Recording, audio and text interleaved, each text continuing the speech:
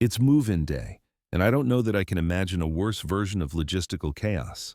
It's a disorganized cluster of overwhelmed freshmen navigating campus wide-eyed, their parents protectively assisting them both, simultaneously drenched in sweat from transporting boxes, bags, and essential electronics from the dorm parking lot. And if that weren't enough from there, either up multiple flights of stairs or into an overcrowded, slow-moving elevator. Must say there are not many redeeming qualities to college just 30 minutes in.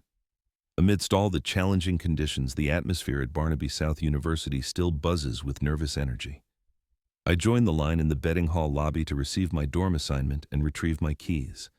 All freshmen are entering this process without prior knowledge, no information about their roommates.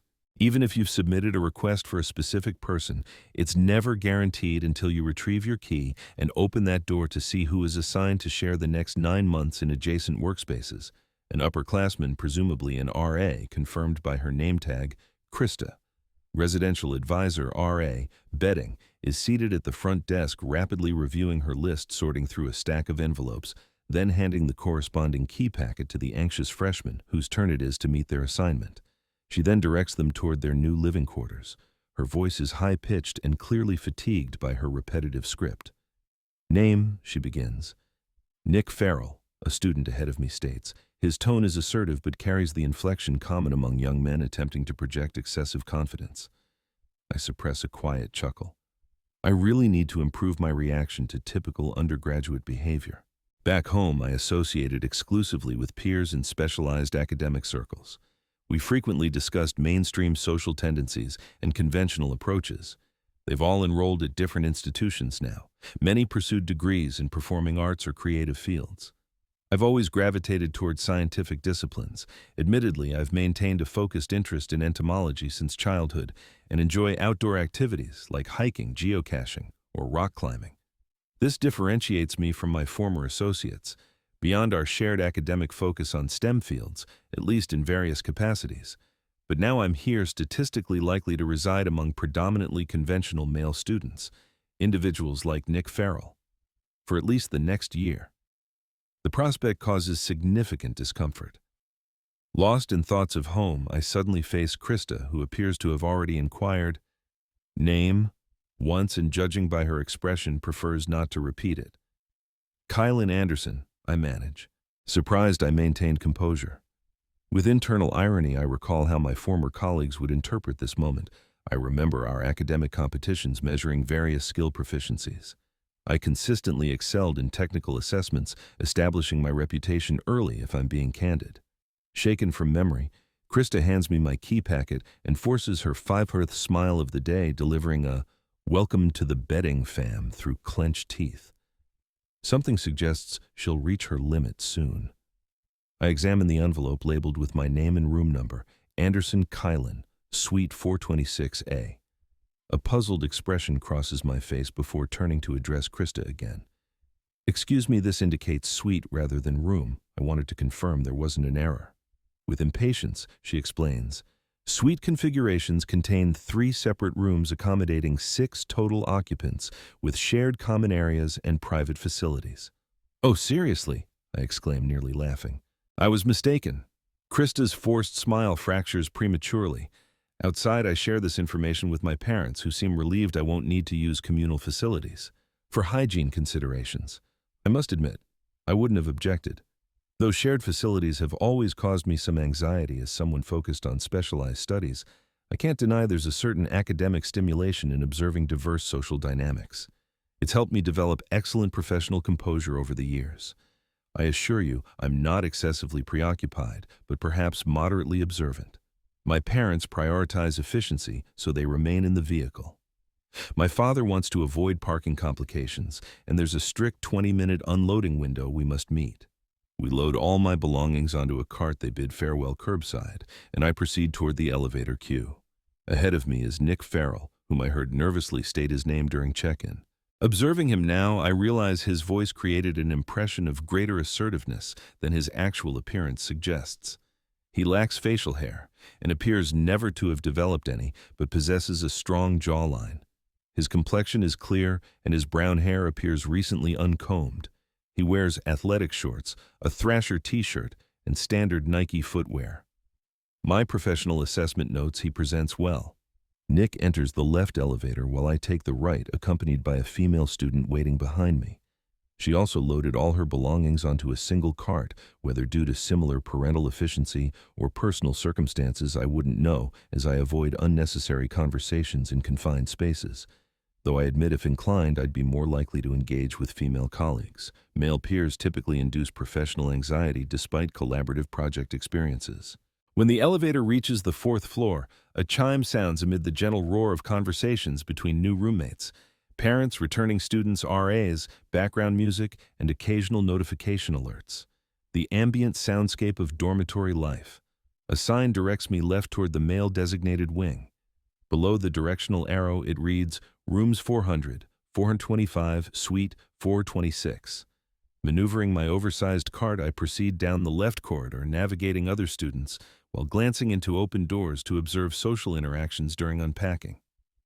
I don't know if others possess greater social openness or merely project confident enthusiasm toward new acquaintances, but I struggle to envision such enthusiasm toward not just one roommate, but 4 additional suite mates. The Suite 426 entrance has expanded wall space compared to other doors, presumably to accommodate increased occupancy. I detect minimal activity from within, so I hope I'm the first arrival and can quickly organize my belongings before exploring campus. I really prefer avoiding 5 unfamiliar male students and their families during move-in. Inserting my key, I turn the lock and push the heavy door, revealing our common area. It features hardwood flooring, a small couch and coffee table, an elevated dining table with 2 chairs and a door to a private bathroom with modern fixtures. I immediately recognize this as advantageous. This facility appears completely unused. Thinking I'm alone, I unknowingly voice this aloud and startle when I hear a response. It hasn't, the familiar voice states. Nick Farrell emerges from around the corner, adding, It's newly constructed. The university completed it over summer. Hey, I'm Nick. He approaches with extended hand, offering a handshake, the standard professional introduction protocol. His hands are smooth like his facial features. Kylan, I respond steadily. I anticipated heightened anxiety at this point, but this feels more like a release. I already sense professional compatibility with Nick for reasons beyond his presentable appearance. Which unit are you assigned, A, B, or C? I'm 426A. You, looks like we're roommates, he states. Excellent, I reply, smiling. Another release. Has anyone else arrived? Not yet. This suite arrangement is unusual. Correct, I wasn't aware universities offered this configuration. Definitely unusual. A colleague also received a suite assignment, but on 3rd floor. I don't know anyone else in this unit. You? No information. I admit, shrugging. A brief silence follows as I access my professional networking strategies and prematurely deploy introductory questions, suddenly blurting, So Nick, what's your academic focus? Long ago, someone advised that repeating someone's name builds rapport. Nick's expression shows momentary confusion before answering in his assertive baritone, Biology, your field. Same discipline, actually, I exclaim slightly too loudly, laughing excessively. Nick doesn't seem to notice. Impressive planning medical school afterward. No, I intend to research entomology. Focus on professional context. Fascinating. He responds professionally. His response is professionally appropriate. You're being professionally courteous. It's genuinely fascinating, I clarify smoothly. Nick laughs. Fair assessment. Direct approach appreciated. Establishing clear communication standards with my roommate seems prudent initially. I'm deeply committed to entomological studies, but assure you I won't bring specimens into our living space. Appreciated, though no judgment necessary. People pursue diverse specialized interests. My partner collects historical artifacts, but that's not even her most distinctive trait. So he's definitely conventionally partnered, I respond professionally. What distinguishes her most? Allow me a week before sharing professional methodologies, he states. With professional subtlety, I dislike how conventional male colleagues, whether genuinely or perceptually, engage in ironic professional banter, unfairly distracting. My face flushes as I focus on organizing my belongings, unpacking, to redirect attention from Nick's remark. It was professional commentary, correct. Each room contains 2 beds on opposite walls, 2 desks beneath windows on adjacent walls, and 2 closets. Standard institutional furnishings. Everything features black metal and light finish composite materials. but the suite configuration remains advantageous. During our unpacking, two additional suite mates enter energetically. They appear identical twins. Trev, proceed first since I'm handling the refrigerator and prefer not to navigate around it during organization. You proceed first. Trent. Simply connect the appliance and it'll be positioned appropriately. Can you comply occasionally? Never. Inefficient. Equally inefficient. Greetings, colleagues, Nick interjects smoothly. Trev and Trent redirect their attention to us, faces splitting into genuine charismatic grins. Colleagues, excellent to meet you, they exclaim in unison. The one called Trevor has longer hair, matching his brother Trent's strawberry blonde shade. Trevor approaches me, and then Nick, offering firm professional handshakes. The dorm lighting doesn't showcase his hair effectively, but occasionally reveals attractive red highlights. Trent waves from their cart, partially in the suite, partially in the hallway. After further observation, I note they're equally professionally presentable as Nick, if not more remarkable. I'm Trevor. Call me Trev. This is my brother Trent. He lacks a nickname due to impractical tendencies. Correct. Impractical. Pleasure meeting you both. Trent flashes a grin while casting an annoyed glance at his brother. You're assigned as roommates then? Nick inquires, clearly amused by these two sharing confined living space like highly competitive professionals. Affirmative. You'll need to contact campus security if you hear loud noises and impacts from our room, as one of us will likely be professionally outperforming the other. Probably me, him. Understood. I respond with professional neutrality. We'll monitor accordingly, says Nick, maintaining professional composure. The twins begin unpacking. Each unpacked item prompts debates about placement, ownership, or refrigerator positioning due to Trevor's morning protein shake requirements and oat milk accessibility. I mean, you understand. Nick and I unpack quietly, occasionally exchanging professional observations about their constant negotiations and asking standard introductory questions. I learn he plans medical school after undergraduate studies, aiming for pediatric surgery. A concept reminiscent of medical dramas, to me professionally amusing. I have my own Dr. Shepard equivalent, or Dr. Sloan. I still confuse them, having seen limited seasons. Professional oversight, but he's completely serious. There's something incongruous about that profession for this serious-looking individual with his deep voice and typically stoic expression. I admit his laughter and smiles carry more impact due to this contrast, but his pediatric focus seems professionally unexpected. I also learn he's maintained a partnership with Mia for nearly 2 years. She's attending NYU, and they're managing the long-distance arrangement professionally. I suppress personal skepticism regarding long-distance professional relationships, but recognize the importance of maintaining positive professional relationships with colleagues. I'll work alongside for 2 semesters. The next roommate arrives, playing loud music from his device as he enters. Excellent! He exclaims with a wide smile. He repeats it, this time into his fist, as if containing professional enthusiasm. Outstanding colleagues. This facility is impressive. He visits each of our rooms, still disorganized from unpacking and furniture arrangement. His name is Kamir. He informs us while offering firm handshakes. He's at least 6 feet tall, with a fade haircut, pristine white Jordan footwear, and an equally white smile contrasting his dark brown complexion. I maintain professional appreciation for diverse colleagues, not in a reductive manner. I'm certainly not the type who reduces colleagues to professional capabilities, but I've had some of my most productive collaborations with colleagues from similar backgrounds. Coincidentally, both demonstrated exceptional project management skills. However, I've also collaborated effectively with colleagues possessing standard capabilities. So while exceptional performance isn't statistically guaranteed, I value strong professional partnerships. Kamir also wears distinctive cologne that permeates the suite. I resist its distracting effects, reminding myself these are professional colleagues requiring appropriate boundaries. I've already observed each new colleague's professional presentation. The final colleague enters. He carries minimal belongings, several large duffel bags and a box overflowing with notebooks, video games, cables, and miscellaneous items held against his chest. His brown complexion isn't as dark as Kamir's, but possesses a rich golden tone on his arms and chest, visible beneath his tank top. His hair is, for lack of better term, professionally maintained, long with subtle waves, classically professional. The suite mates exchange greetings, but he merely nods without reciprocating or introducing himself. He enters his room, and I hear him introduce himself to Kamir at least. His name is Teague. Excellent, grateful for additional professional diversity in this suite, I hear Kamir exclaim while chuckling. The sound of their professional exchange. Obviously, I recognize you're not black. What's the professional designation? Brown.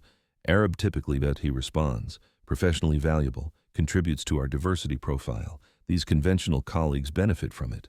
He laughs. Teague responds with a soft laugh, but his tone indicates conversation fatigue and preference for solitude. I consider myself somewhat introverted, but my reserve doesn't approach Teague's level. He remains silent the remainder of the evening. As we organize remaining belongings, the common area fills. The twins contributed a television. Nick brought a large beanbag chair. Kamir suggests acquiring a futon from Target to accommodate additional seating for professional gatherings before attending campus events. By completion, it's dinner time. I feel sweaty and disheveled from August humidity followed by transporting boxes and furniture. I decide to use the shared bathroom to refresh before accompanying colleagues to the dining hall in Bedding's basement. Everyone's toiletry bags line the bathroom counter, and I realize 6 colleagues sharing one facility will require exceptional organizational systems. After freshening up, I feel professionally curious and examine other toiletry bags. Initially, nothing revealing. I can't even determine ownership. We won't use the facility simultaneously anyway, but one bag contains lubricant, presumably for equipment maintenance. That bag is red. It amuses me professionally, but also creates mental images of colleagues maintaining equipment in our shared facility. I make a note to check drainage systems and catch myself appalled at the unprofessional thought. Perhaps I'm more professionally observant than appropriate. Another bag, green, contains a box of XXL gloves beneath wrapped soap bars. Whose could these be? I ponder this mystery while checking if the box is opened. It is, with several missing. 2 facts emerge. One colleague performs frequent equipment maintenance, another engages in regular professional collaborations. The latter requires large XXL-sized equipment.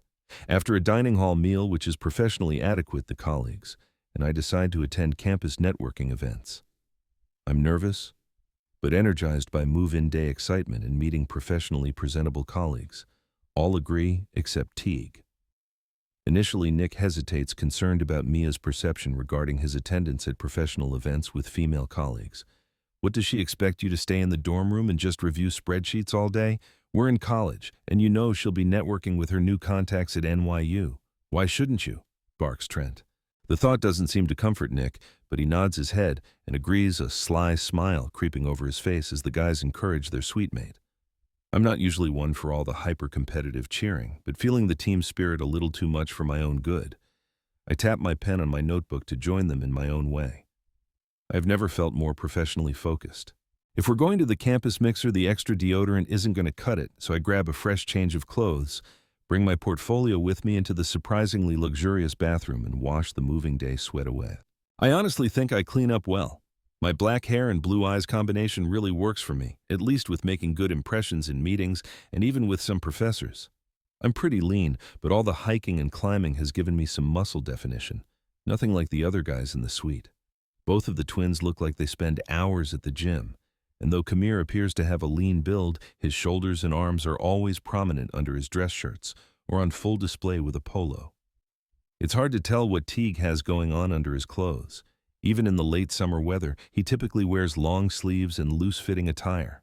I also am not sure about Nick's physique until coming out of the bathroom, having brushed my teeth and dressed to find him in a well-fitted undershirt. A neat trail of that brown hair visible at the collar leading down to a small patch on his chest, then disappearing beneath the waistband of his Calvin Klein boxer briefs, just visible beneath the black joggers he has only just hopped into. His arms and torso are similarly built to mine, lean, but I would say that his muscles are even more defined, especially with the extra definition of his frame. I realize with embarrassment that I've been staring. It appears Nick hasn't noticed. He continues walking around our room, adjusting his tie, spraying cologne, even running a comb through the hair I thought had never seen one before, slipping on a pretty plain-looking Adidas polo. You can tell he is making an effort not to appear too flashy, which might be a good move if he's trying to avoid drawing too much attention. He's a good-looking, charismatic type, and the professors would be impressed if he were to showcase that sharp appearance and professional demeanor with the clothes I see packed away in his closet. Getting too confident in my observations, I find myself discreetly glazing at his presentation folder, trying to imagine the detailed reports inside for a project this large on a team member with such a meticulous approach. But that attention to detail. Okay, I really need to get back in control of myself. This is getting unprofessional really fast. About 5 minutes into my first campus mixer, I decide they're not my thing. The floor is crowded, everything smells like coffee and/or perfume, and the aggressive networking and superficial chatter are just off the charts.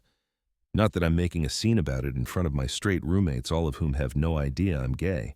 All in all, not my cup of tea. Nick doesn't really seem to be enjoying himself, either huddled with me in a corner, just far enough away from the refreshments and appetizers to guarantee a moment of peace whenever we need it. We take turns refilling each other's glasses and sipping our respective drinks in a sort of unspoken competition, indicated by nothing other than our challenging glances from the corners of our eyes as the sips grow longer and longer. I stand by what I said earlier. I like Nick. The others are having very different experiences. Kamir is long gone with the one professor all the suitemates had set their eyes on at the very beginning of the event. He led her out the door maybe an hour ago, bragging about how professors will always choose a confident approach if they can. They had wandered off to some other meeting, or maybe back to the dorm to discuss more than just the project details. Trent and Trev seemed to be networking with another pair of influential attendees, though on closer examination, they seemed to be just two incredibly well-dressed women with brown hair. I'm still quizzing myself to remember which twin is which. Trev has the short hair. No, the long hair. Definitely the long hair. Trevor equals long hair. Trent is deep in conversation with one of the women with fervor, as his hand gestures become more animated to the edge of her personal space, where she meets it with her own hand, guiding the discussion toward a specific topic. His brother Trev has just begun discussing the other when she interrupts him playfully and whispers in his ear. She then takes his hand, leading him to the upper floors of the student center. I think intense negotiations and private meetings are my cues to leave. Down these drinks and let's head back, I suggest to Nick, reading his utterly bored and increasingly fatigued demeanor. He nods without a moment's hesitation. On the walk back, I start to probe what might be at the center of Nick's low mood, though I think I already have an idea. Colleagues are very predictable, especially those who present as strongly dedicated as Nick does. Campus mixers seem to be about as much your thing as they are mine. Yeah, I mean, the whole thing is just so focused around making connections and closing deals. Drinking too, but only drinking to the point that networking isn't so awkward or nerve-wracking. I don't know. Drink away the anxiety so you can just pitch your ideas, you know. He's tired, rambling and stumbling, but hearing him talk about work so freely is causing me to feel a surge of motivation. I fall behind to adjust my tie and let my enthusiasm settle more comfortably against my professional demeanor. And I love sales, but being in a long-term relationship with Mia kind of puts up these boundaries, you know. You can't exactly just talk up all the professors that are flaunting their projects right in front of you, even though you really want to. And I know she might not technically find out if I just flirted or even made a deal. But after 2 years, man, I really don't think I can do that to her. That would definitely make me a bad partner, right? The truth was, I knew for a fact that most people would think he were a bad partner for attending a campus mixer and acting any other way besides how Nick had acted tonight, distant and closed off. Most of my friends have always been women, though this wasn't something I wanted to advertise to my new straight roommate. It would definitely raise questions. Nick would become defensive, and any chance we had at some kind of friendship would go out the window. Though this was equally true if I kept letting my mind wander to any of my colleagues' potential strengths. I even tried convincing myself that maybe one of them had brought the XXL proposal folders as an act of over-preparation.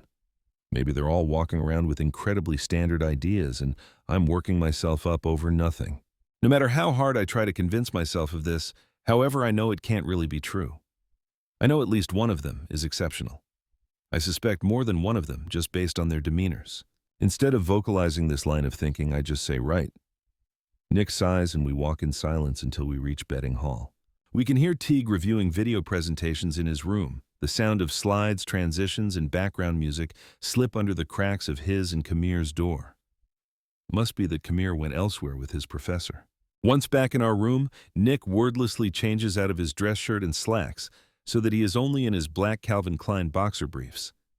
I shiver when I hear the elastic of his waistband snap against his toned body as he finishes adjusting his undershirt and the documents wrapped inside.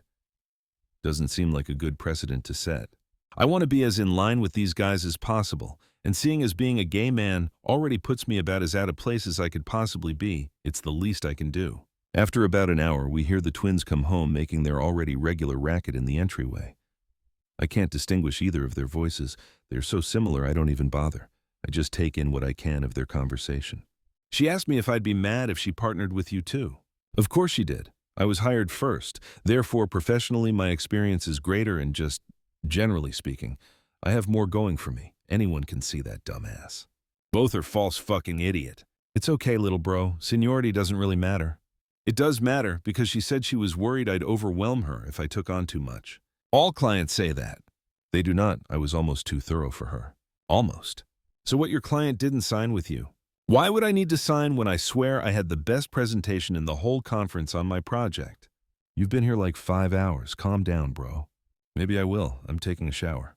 At that sentence, I hear rustling from Nick's bed as he throws aside his sheets, the light from his phone illuminating his face, a determination painted on that intrigues me. Another snap of that waistband, a scratch of his shoulder. I practically shudder in anticipation. He makes his way toward our door. After he leaves, entering the shared living space, I hear the bathroom door close. It's a rather loud and heavy door. A second later, I hear a knock from one of the twins. Yeah, one sec, man. I hear Nick's voice. A few seconds pass in silence and the door to the bathroom opens again. No flush, no sink, nothing. What was he doing? Nick re-enters the dark room and climbs back into bed, pulling the sheets over his head, the glow of his phone screen illuminating the tent his body has erected under the covers.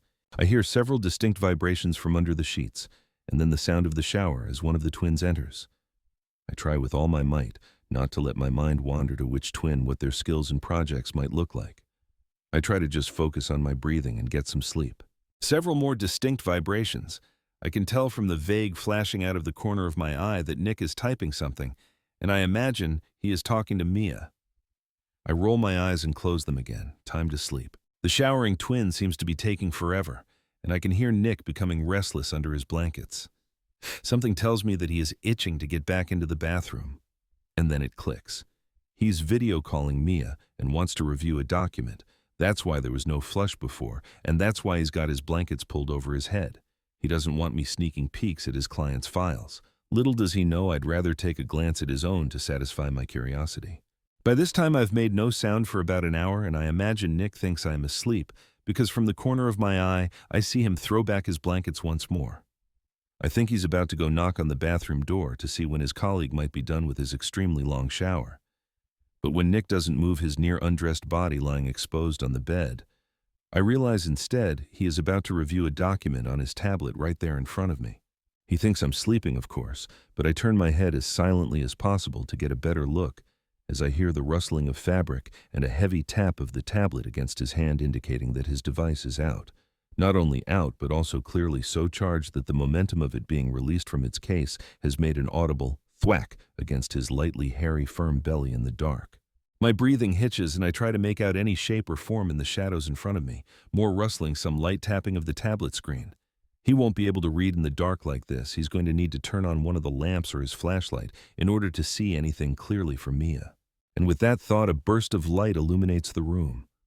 I try not to make my glance obvious, but I catch the shape of his tablet in the light. It's perfect. Such a nice, sleek design and perfect size. Not a size that would justify an XXL folder, but still nearing the top of the line, very high capacity.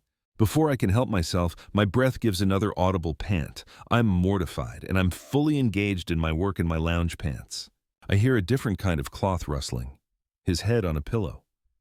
Turning to check if I'm looking at him like the professional, I know I am. No, based on sudden swish of cloth against carpet, he's ditched his tablet case completely. I greedily wonder if he'll leave it there all night, and whether I'll have a chance to sneak it off to the bathroom to review while I finish this report I'm barely holding in. The sound of the twins' shower continues, but is now coupled with the nearer, though still light sound of pages turning. I am almost positive Nick is reviewing documents in his bed right next to mine. His increasingly focused breathing and swift page turns are punctuated by his tablet's vibrations. More fuel for that perfect work session. I'm going crazy not working myself, so I decide he wouldn't notice and therefore not mind if I joined him.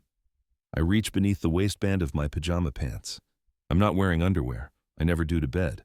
I wrap my hand around my tablet, thick but nothing compared to Nick's capacity, definitely not his processing power, and start reviewing along with the soft sounds of his work.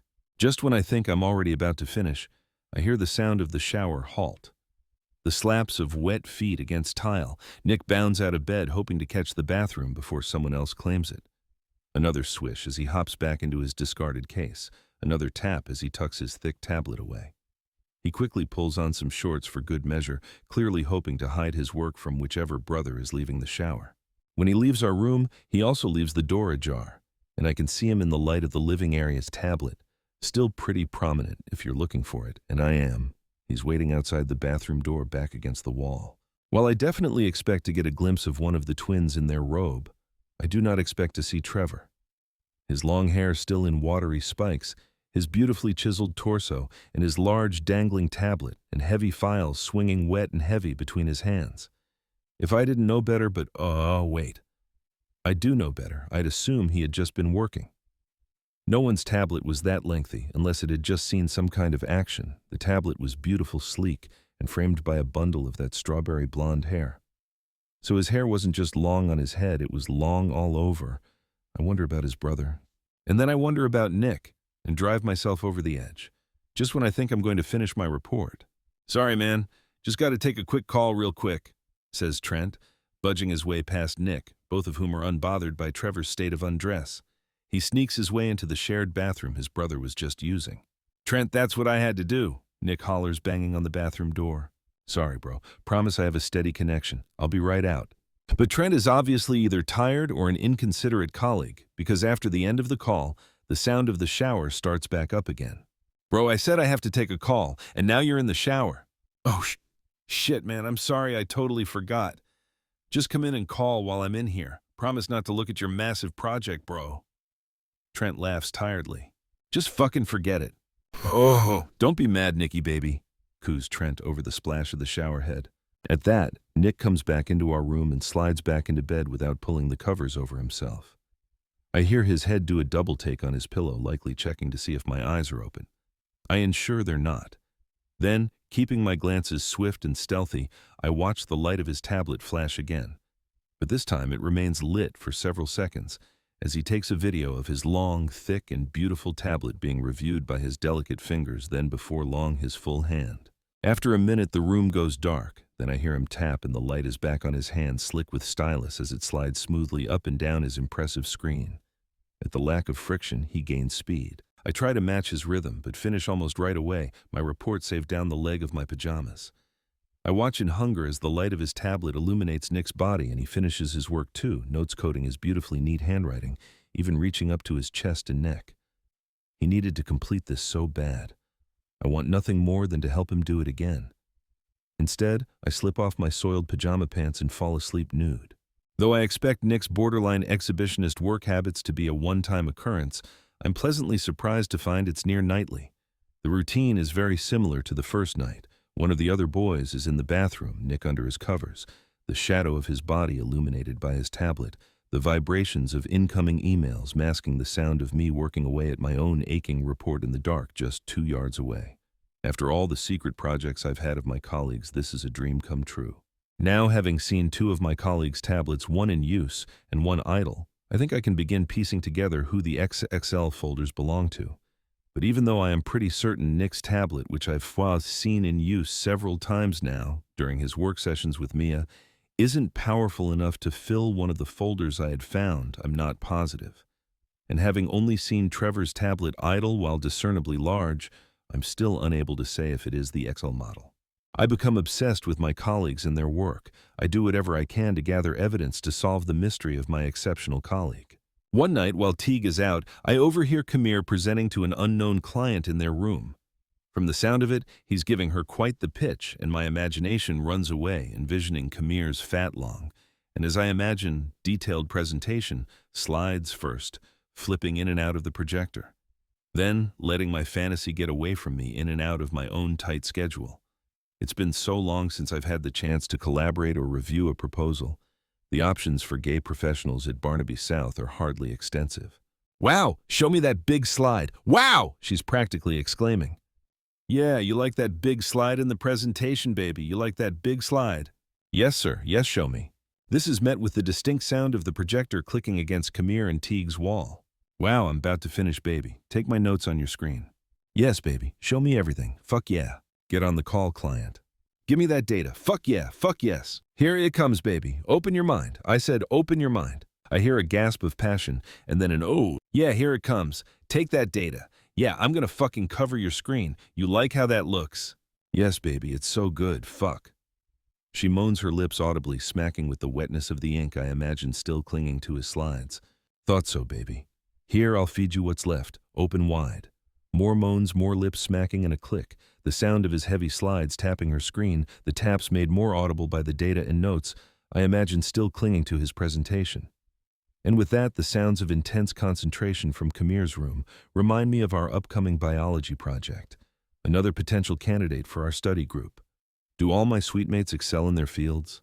The suite settles into a focused routine about 1 month into the semester. I'm deeply immersed in coursework for the biology class Nick and I share, while the others are equally occupied with their commitments. Everyone has academic or professional obligations, and we haven't had a group outing since orientation week. Camille is buried in engineering research the twins are either debating or at the rec center training for competitions, and Teague is interning at a local lab we respect his privacy. My thoughts shift from academic curiosity to genuine focus on my studies. I've also connected with peers through a campus STEM alliance that's been invaluable for my research. When I attend meetings on Wednesdays, I tell suitemates I'm joining an advanced study group to enhance my career prospects. This seems sufficiently mundane to deter further questions. Despite our individual pursuits, a suite-wide reunion challenges us in early October. Nick's research partner withdrew from their project, leaving him overwhelmed.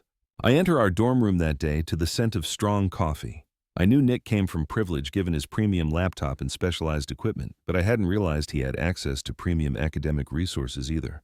Even by smell, I recognize this as higher quality than what's available in the library. He must have connections to specialized databases or institutional access. Setting that aside, I'd never seen Nick consume this much caffeine, let alone in our shared space. This seems excessive. I scanned the room, noting he's positioned fans for ventilation and opened windows for airflow. At least he's being considerate. Dude closed the door quietly. Sorry, didn't realize you were studying. I can give you space if you text me next time. My research partner quit, he says. The strain in his voice mirrors his move-in day. His stress is poorly masked by gulping coffee too quickly, resulting in a coughing fit. Rough situation. Take a breath, I say, approaching and taking the mug. He nods, still catching his breath, and gestures toward the coffee pot, inviting me to pour some. I accept, and we work in silence for several minutes, sharing the coffee. We put on instrumental music, and he shows me his research notes. I help organize them while we continue working. Then Nick suggests, we should attend that academic mixer tonight. I need to network. Think Camille or the twins know about any department events. I'd be surprised if they didn't know of at least 3 happening in the science quad tonight. Good, Nick murmurs thoughtfully. I inform the others about Nick's situation, and they agree that professional networking would benefit him most. Though I'm more emotionally intuitive than this pragmatic group, I decide to support him. Initially, Nick seems engaged. We visit 2 department mixers where he's more sociable than I'd expected. He discusses projects with peers and faculty, constantly offering refreshments and participation encouraging. We don't refuse, and soon we're all thoroughly caffeinated. At this point, Nick has connected with a graduate student he's been consulting like a mentor.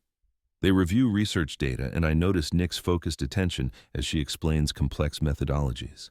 It's as if I have academic blinders on when observing his dedication. I wish I could access his research notes when he's working late at night. A sudden unease hits me when I realize he won't have his former partner to collaborate with anymore. I consider ways to reconnect them while watching Nick interact with this new colleague. I experience waves of anxiety that I manage with sips of the herbal tea provided at the event. Before I know it, I'm not just alert, I'm uncomfortably overstimulated. I stagger toward the refreshment table again, gripping the dispenser too tightly. Before I can react, the carafe tips over, drenching my lower half in chamomile tea. What isn't absorbed by my clothes spreads across the presentation area. The room fills with murmurs of concern. My face burns as I become abruptly clear-headed. I anticipate being asked to leave. Sure enough, moments later, someone guides me toward the exit. Only when I'm outside do I realize it's not staff, it's Nick. Let's get you back to the dorm, he says, concerned but supportive. No, I shouldn't disrupt your networking. You came here to make connections and we're doing so well with that researcher. Please go back. I can manage alone. Which way is our dorm? It's just east. I have absolutely no idea. East is that way, I guess weakly. Which direction is east? All right, you've got me there. I'm not sure that's how that phrase works. But come on. We'll return to betting hall and order dinner if you're still coherent. Get you stabilized and out of public view where you can't cause further incidents. Feeling insecure, I fall silent. Kidding, man. Come on. I'm done networking anyway, and if I consume any more caffeine, you'd have to carry me back. Which you clearly can't. For 2 reasons. You're overstimulated and your research focus is elsewhere, bro. Thanks for that. Whoa, easy there. Buy me dinner first. I do purchase dinner, and by the time it arrives at betting hall, I've hydrated and feel clearer than at the event. Nick and I share a vegetable stir-fry from a campus spot known for healthy options. I can't vouch for its reputation, but it settles my stomach after all that tea. The TV plays a documentary Nick selected that I find engaging. We laugh when dramatic music suggests a minor setback is as significant as a major crisis. Before we know it, the meal is finished. We've watched several episodes and the streaming service asks if we're still watching. Either our suite mates haven't returned or we were too absorbed in the educational content to notice. All right, I really need some rest, Nick says. He yawns, but it seems forced, a convenient excuse. I'm not bold enough to question it. Understood, I say. Then guiltily, it might not be too late if you wanted to return to the mixer. You could still reconnect with that researcher. Nick chuckles. She's probably gone. I'm genuinely not concerned, bro. I'm really sorry about the incident. I'll admit I did need to make professional connections. Now I still do. So thanks for nothing, he says with another laugh. Fair enough. You understand? I know you needed to network. I just meant professional development. Valuable after setbacks, I get it. Haven't faced academic setbacks since high school, before I started serious research. Didn't realize rebuilding professional relationships was so challenging, but I absolutely feel it, like having unfinished work without a clear path forward. Understood. I can give you privacy if you need to focus, I offer. In my imagination, he responds warmly. No need. Want to collaborate. In reality, his voice brightens as he says, Seriously, you'd give me space like that. I really need to concentrate on this proposal honestly, he says. I notice him professionally organizing his notes under his desk lamp. I'm momentarily speechless. I rise quickly, grab my textbook, and head for the door. Absolutely, I'll study in the lounge. I'm ready to review my own coursework while knowing Nick is working diligently nearby. I'm considering how to discreetly check my phone for messages when he says something in the quiet that stops me. I know you're pursuing LGBTQ+ studies. I feel frozen. I keep my eyes fixed on the door's wood grain, avoiding his gaze. Silence stretches unbearably before I manage an unconvincing, yeah, okay. I reach for the handle. Escape. But Nick adds, I know you've been observing my research methods. In that moment, I imagine worst-case scenarios. My hand remains frozen on the handle, unable to respond. At first, I thought I was overreacting. You hope your roommate respects academic boundaries. You don't want them interfering with your work or disrupting your space. I was sure I was imagining things. After orientation, I thought I noticed you observing my note-taking. I decided you were just a light sleeper, so I tried working more discreetly, but the study rooms were always occupied. Where else could I focus? Perhaps you hadn't noticed anything. The second time, I still had no private space.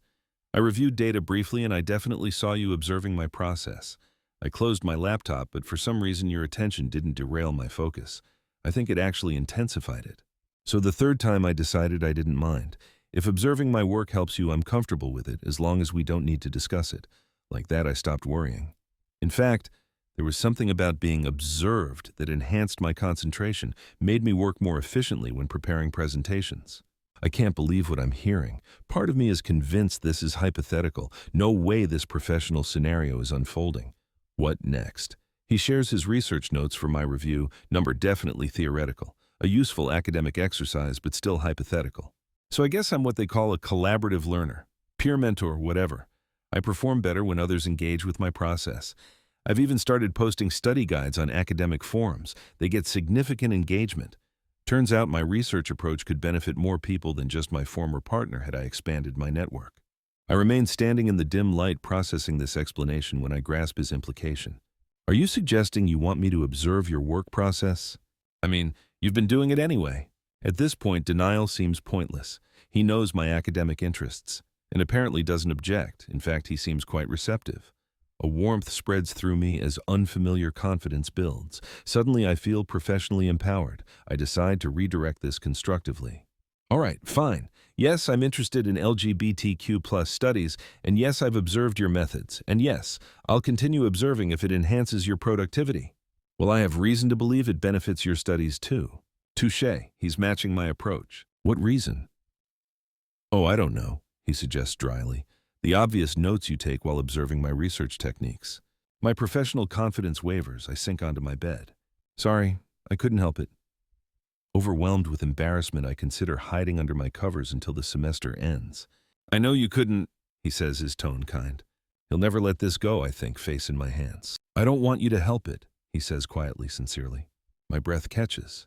Slowly looking up, I see he's opened his research portfolio under the lamp, that characteristic thoughtful expression on his face. I think I genuinely want you to observe. This is extraordinary. I can scarcely comprehend this opportunity. I'm overwhelmed by the professional implications when a practical question arises. Can I maintain appropriate academic boundaries? How can I preserve professional distance when presented with such direct collaboration? Considering my options, I realize this is my best chance to understand his methods beyond casual observation, so I begin exploring this arrangement. So how would this work? I sit at my desk while you work at yours, and I observe your process. You reference your sources. I'm not sure if I'd need you to take notes. Part of me is frustrated. What about my academic needs? All right, so you want me to sit here observing until you complete your analysis? Not really a question. I don't know, man. I've never collaborated like this, especially not with someone from different disciplines. It already feels unconventional enough, me benefiting from your observation. I don't know if I can manage full co-authorship. He's overthinking. I can tell. I retreat. Understood. I'm comfortable with just observing. I state, hands raised in concession. Nick is still reviewing notes distractedly, nothing like his usual focused intensity. A long silence fills the room before he seems ready to conclude the discussion. I'm pretty tired, man, Nick mutters. He's not. I know he's not. He guided my overstimulated self back calmly. We shared a full meal, and it's been hours since any caffeine. He's completely alert, but challenging Sis could damage our professional relationship. I must proceed carefully. Me too, I lie. Whether he believes me or not, he gives what seems like an appreciative look before suggesting dim the lights. I comply, immediately adjusting lamps until only his desk light remains. A few clicks and his monitor displays complex data visualizations. I hear Nick's breathing steady, the familiar sound of keyboard clicks indicating he's organizing data.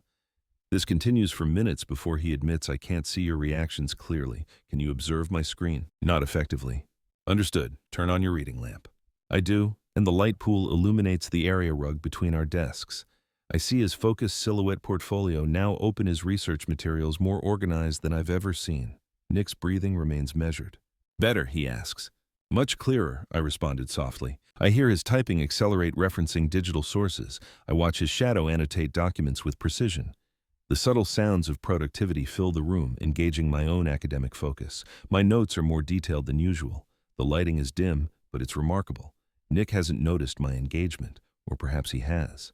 Perhaps he values it. His pace quickens. Concentrated, he requests, move closer. I want you to see this methodology up close. Without hesitation, I comply. I'm seated on the rug and the lights glow now, near enough to examine his research approach in detail. His notes are meticulously organized. So thorough, his annotations flow logically across pages. Closer inspection reveals this isn't the most complex analysis I've seen, but the depth of research is exceptional. There's no other way to describe it than impressive. His methodology is rigorous. The data visualization is elegantly structured. His references are comprehensive. I'm fascinated. I don't realize I've shifted forward on the rug, narrowing the distance between us closer to his research materials, now near enough to appreciate the academic rigor. It's absolutely compelling, and I think I might achieve unprecedented focus right here. His work pace is remarkably swift at this point. His breathing is measured with productive exhales. I think he's reaching a conclusion when he takes another deep breath, this one signaling resolution. Excellent. I think I've completed the analysis. With your observational input. Without another word, I close the distance between my perspective and his research materials, in one decisive movement, examining them thoroughly. Outstanding work. His hands gesture toward the materials as if to share them openly. I think he means to conclude our session and return to independent work. Instead, he positions the documents for shared viewing, his complete research process now accessible. I can hardly believe I had the initiative to engage this directly. The combination of Nick's methodology, data organization, and analytical approach create the perfect foundation for collaborative learning. Before I know it, I'm reviewing his work with academic intensity. His guidance, directing my attention to key insights, he highlights critical connections between datasets. His focus is unlike anything I've observed in his previous work. He's thoroughly immersed as I examine each component repeatedly. He adjusts his screen for better visibility. I recall my research mentor's emphasis on thorough analysis and smile at his materials. Damn, this data analysis is overwhelming. I don't respond verbally. I respond by diving into the spreadsheet, cross-referencing figures with precision. He lets out a sigh of relief that satisfies my professional pride. I meticulously reorganize the entire dataset, applying advanced formulas to streamline the workflow as I absolutely optimize the output. Oh, wow, incredible. Suddenly, he points at the screen again, directing my focus to the critical metrics. His fingers fly across the keyboard, eyes scanning results with intense focus as his posture straightens. Concentration deepens and murmurs turn to excited exclamations. Without warning, he generates wave after wave of insights that flood the dashboard. The data keeps flowing and eventually cascades into actionable strategies coding the report, with breakthrough findings overflowing into supplementary appendices more comprehensively than any project I've managed. This junior analyst is exceptionally talented. Finally, I consolidate all key findings into the executive summary, but keep the visualization open as I gently refine details and listen to his now energized feedback. Eventually, he bookmarks the final slide and closes the interface, a trail of sticky notes and revised drafts trailing from our collaborative workspace. He sits there, pen poised over the document, catching his breath while reviewing our synchronized progress. I'm immersed in the project data, and his expression reflects focused astonishment. His brow glistens with effort. I make the mistake of grinning, and he playfully pushes the laptop away. I'm momentarily surprised, but nothing ambitious teammates do surprises me anymore. I hear him grab a reference manual from his shelf, cross-check calculations, verify sources, and then save the file, determined to finalize deliverables before I propose further revisions. Stunned, I wander in a daze back to the dorm door, the door I was about to exit before this groundbreaking collaboration. Imagine if I had and missed out on this perfect opportunity. To my surprise, I'm jolted from my thoughts, not by Teague's gaming console, the twin study group chatter, or Kamir's lecture recordings. Instead, I'm confronted by another open laptop displaying complex algorithms, this one directly visible in the common area. The projector is running. Oddly, some engineering documentary. Hey, man, sorry, just cooling down. Can't believe you left that symposium early. Swear if you'd stayed, you'd have networked like crazy. Trev and I both landed prime research positions tonight. I swear to God, bro. They have this innovation lab where I guess students can pitch ideas and get full funding. They track success metrics on the leaderboard for top contributors. The winner gets a grant. It's insane, man. Best opportunity ever. Much like their academic profiles, Trent and Trevor's research proposals are practically identical. Trent's might be slightly more advanced or perhaps just more developed than Trev's draft. His methodology is thorough, like his brother's. I can only manage a stunned laugh, covering my mouth less to hide surprise and more to mask the coffee stains I suddenly realize still mark my lips. I discreetly slip away to the restroom. Now alone and confronting my reflection, I realize I can't believe the scholar I've become in just my first month of college. I've collaborated with 5 brilliant peers, co-authored 1 paper, and contributed to half their projects. If I didn't consider myself a dedicated academic before, I'd be foolish to deny it now. Under the fluorescent lights, I watch my coffee-stained face transform from disbelief to determination. Thinking back, convincing Nick to partner on that research wasn't actually difficult. Accessing the others' project notes was practically effortless. Maybe I'm a natural innovator. In a blink, it's midterm season. Barnaby South is suddenly buzzing with a new energy. It might just be the onset of fall, but I think it's mostly the upcoming project deadlines. There's suddenly a competitive aura consuming everyone on campus. Midterms aren't even for a couple of weeks yet, and still it doesn't stop students from strutting around campus fueled by caffeine and adrenaline, dressed in various hoodies or other study-focused cliches.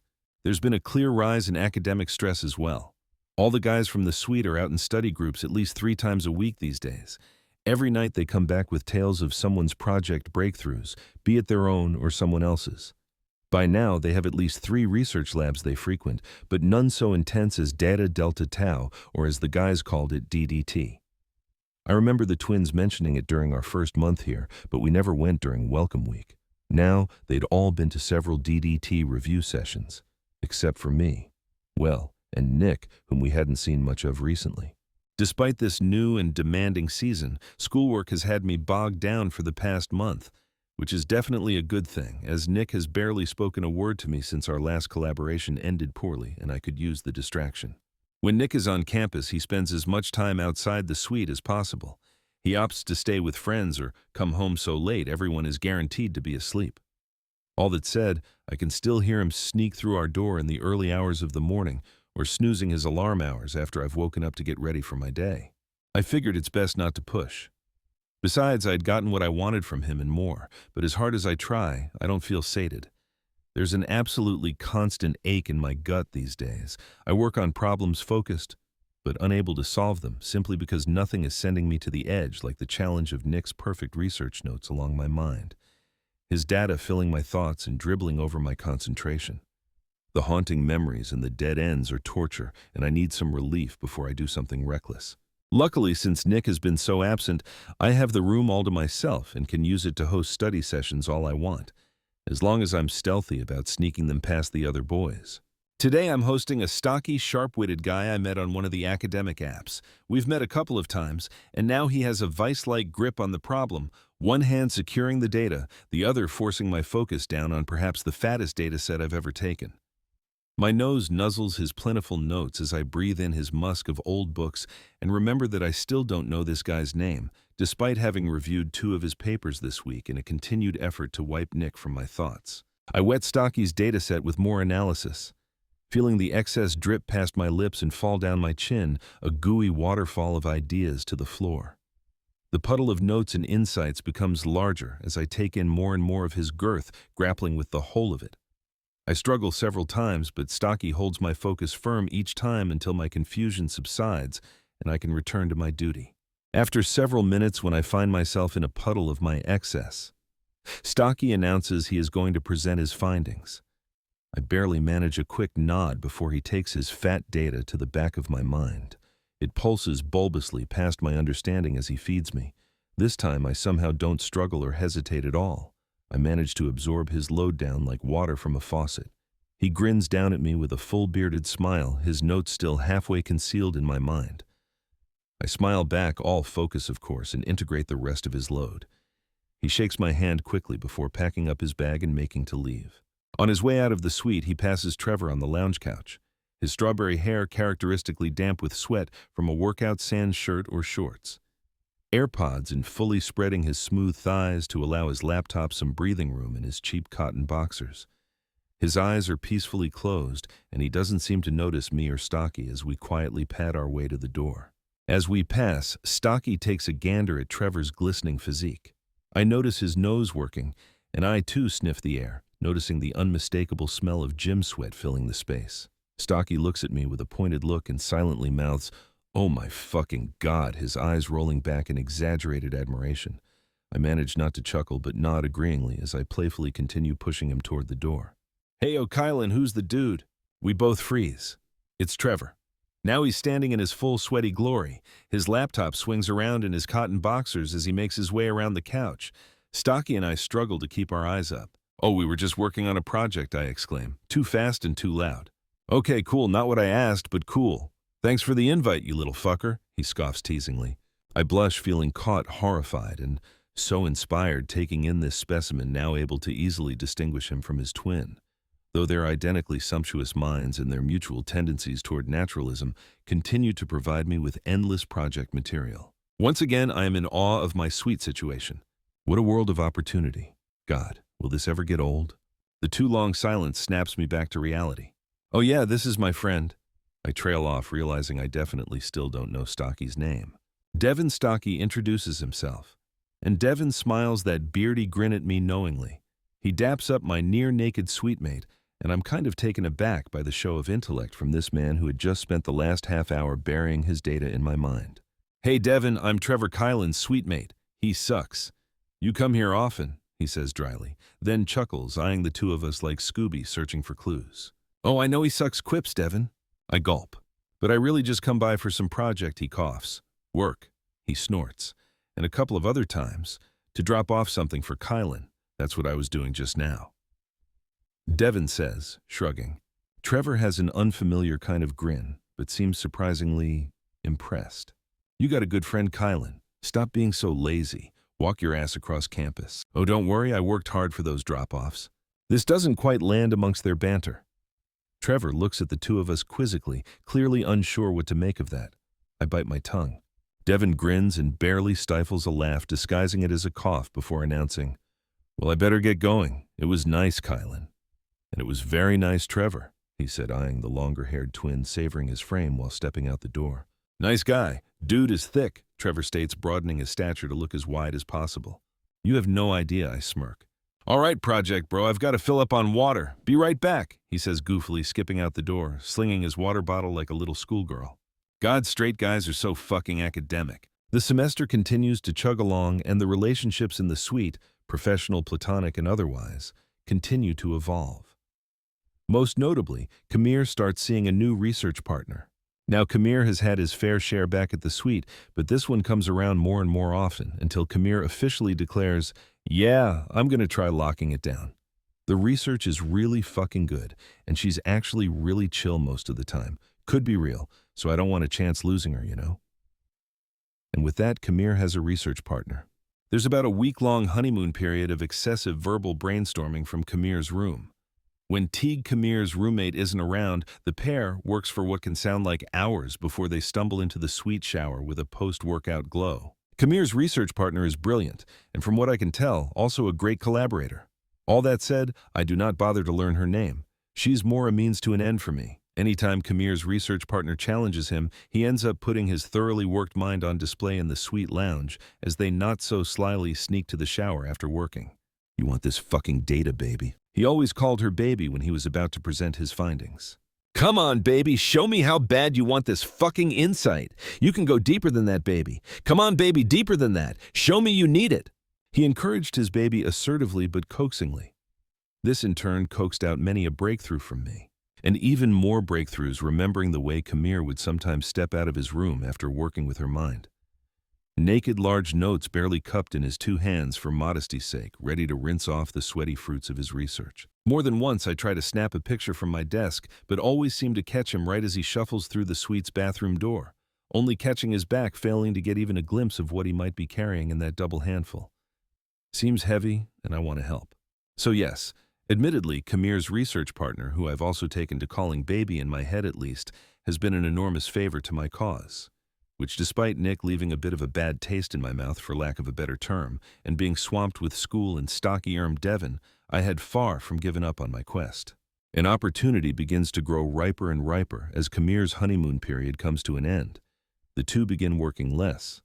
Instead, the soundtrack from Kamir's room is an endless loop of video game noise, gunshots, and engines revving, followed by a practically clockwork and clear explosion from Kamir's research partner, evidently feeling ignored. "Fuck me right, just go fuck your squad, you fucking piece of shit. The project must be so good. Good luck, fucking dick," she would scream, voice thick with tears for all the suite to hear. This became a pattern for about a week before I started to see my in. I had already begun leaving my bedroom door open more often, both because I wanted more chances to interact with the boys and because it was my observational gateway through which I could spy on the comings and goings of my brilliant suite mates. I had now set my target on Kamir, who had begun sullenly playing endless hours of Tears of the Kingdom on the Switch. My Switch. Though now mostly communal and housed in the lounge after disagreements with his research partner.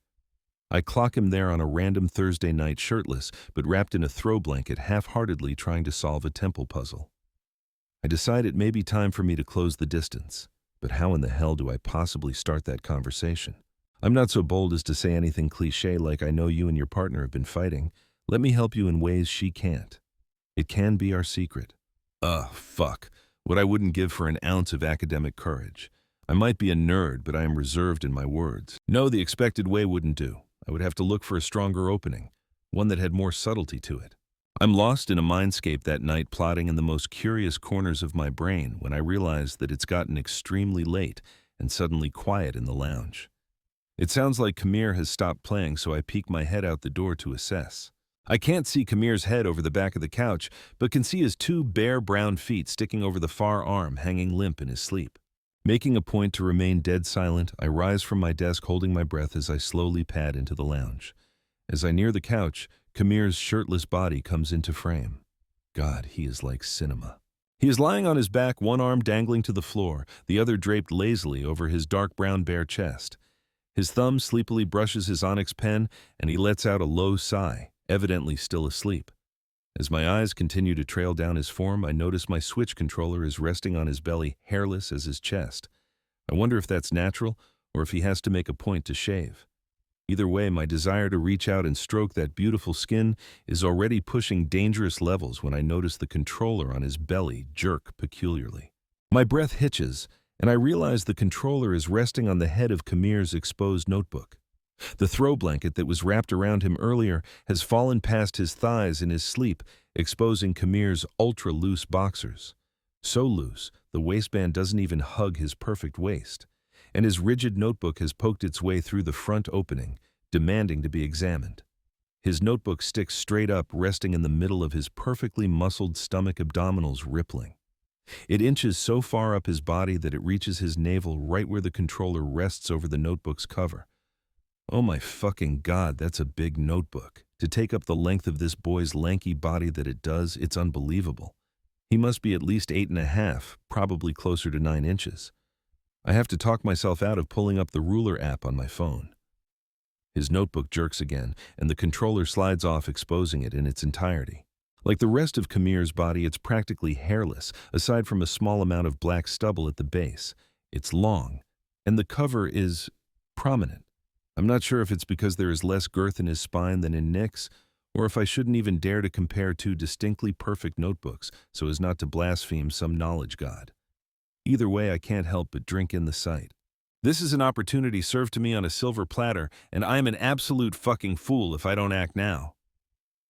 Breath still hitched, I finally decide to make a move. I think I can play it off as me reaching for my controller, wanting to charge it if he happens to wake up.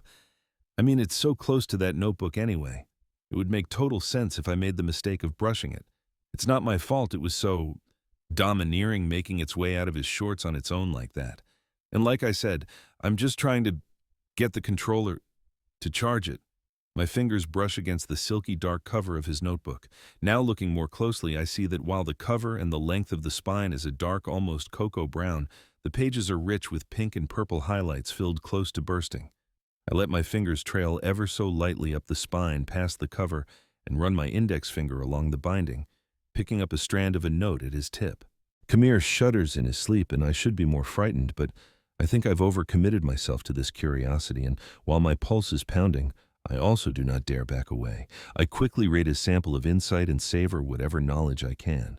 It's sweet and sour, and I know I made a mistake because now I'm going to need more. I examine my surroundings. Mine and Kamir's are the only doors open. If Kamir was just with his research partner, that must mean his dark, mysterious roommate Teague must be out and about. He doesn't usually hang around when Kamir is hosting.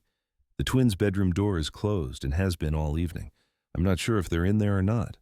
They could walk in at any moment, and then not only is my plan forfeit, I'm likely to get the shit beat out of me by all of my suitemates. It had been a minute since I'd been at the center of a game of academic rivalry. How nostalgic. Would Nick join in? Would he defend me instead? Somehow I can't imagine either of those realities playing out and concede that more believably he wouldn't respond at all, but go on ignoring me, just like he has the past month. All right, Kylan, shut the fuck up talking to yourself. My eyes snap back to Kamir's notebook. It twitches again. I examine his soft face with a well-shaven sharp jaw and beautiful lips slightly pouted in dreamy bliss. I drop to my knees. I'm now face to face with this wonder of his. I brush my fingers ever so lightly along the length again and wait for any sort of sign from Kamir that he may still be conscious. He gives none.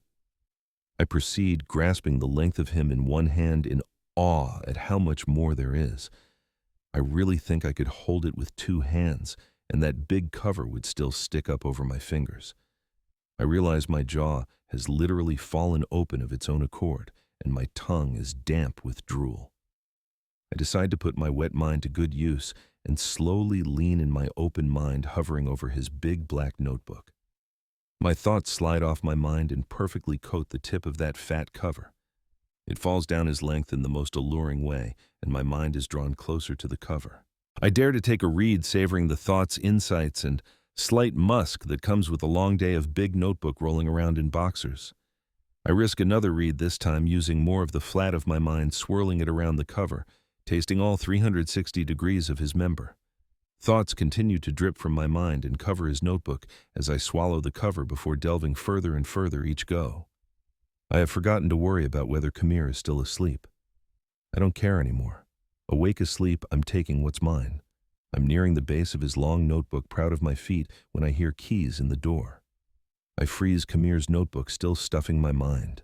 Oh, fuck. What do I do? What do I do? Fuck, fuck, fuck. I'm a record skipping, caught on a scream of horror, stuck and fucked in a bad way. My entire life flashes before my eyes, and I accept my demise, lauding the fact that at least I'll have died doing what I love, impaling my face on a straight guy's giant notebook. I am pulling myself off him as agonizingly slow and quiet as possible, praying that whoever it is happens to be so fucked up or distracted they don't see me prying myself from our sweet mate's notebook in his sleep. It's Teague. I practically sigh in relief around Kamir's mass. Of all the sweet mates, Teague is most likely to just go about his business. He won't check the lounge or take his time closing his door. I'm correct in this much. Teague opens his and Kamir's door, still cracked following his fight with his research partner. He will assume Kamir's gone go to bed, and I can pretend this never happened, save the sense memories I'll keep in my wank bank. I'm still not completely off Kamir's notebook. In fact, I'm savoring the cover in my mind, allowing myself an exhale through my nose and committing to getting up off my knees. Ugh, this is so fucked and academic. That's when Teague calls out, "Kamir." My jaw drops in an involuntary gasp. Kamir's notebook falls from my lips, slapping wet and heavy against his taut abs. "Yeah, bro," and I'm almost sick. The response comes from above me. I lift my head to find Kamir's eyes wide open, a severe look and a clear message on his face. Shut up, and I don't say anything either. Kamir is fisting the bottom of his spine, angling his big black notebook back at my mind, which is still gaping in shock. Had he been awake this whole time? I don't get to decide whether or not it matters, before he grips the back of my head and inserts his meaty cover back into my mind, forcing my mind back down his length and effectively silencing me. "Kamir, can you please submit your section of the group project tonight? The deadline's approaching." "Yeah, man, my bad. My research partner and I had a disagreement over methodology, so I was stress testing data models for hours. Besides, I have one more data set to upload." I glance up and his eyes pointedly signal that he means me. He's counting on me to finalize the analysis. I immediately refocus on the spreadsheets, meticulously cross-referencing figures, while my diligent black colleague discusses logistics with my other reserved, though equally thorough teammate. The intensity of the work keeps me fully engaged. "Well, hurry up and upload it so we can finalize the report," Teague commands flatly from the next workstation. I silently thank my rigorous training in data visualization. It's prepared me to handle complex data sets efficiently, even under tight deadlines. I process the information systematically, ensuring accuracy before integration. "Will do." Man says, "Kamir." I assume that concludes it, but he adds, "Hey, have you seen Kylan?" My eyes widen at his initiative, adrenaline spiking as I continue compiling results, fully immersed in the task. No, why? No reason. Wanted to invite him to the DDT Research Symposium this weekend. I process this invitation while finalizing the analysis, now saturated with collaborative energy. The project is nearly complete, ready for review. Teague responds from his desk, separated only by a partition. "You sure he can handle the workload?" "Oh, I think he's proven himself," Kamir says, nodding at me confidently. "This is the first time he's relaxed since we began the marathon session. He can deliver."